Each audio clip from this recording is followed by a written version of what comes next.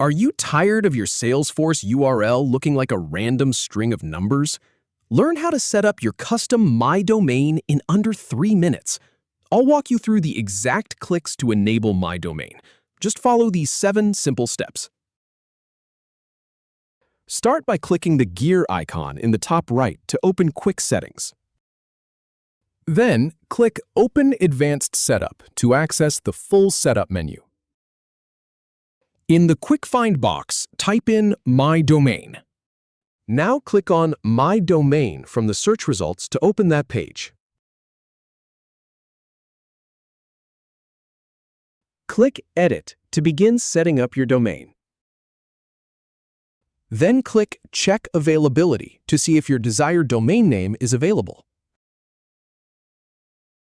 If you see Available, go ahead and click Save to finalize it. If you have any feedback or if any info is inaccurate, please leave a comment below. We'll do our best to answer or redo the video if needed. Thanks for watching.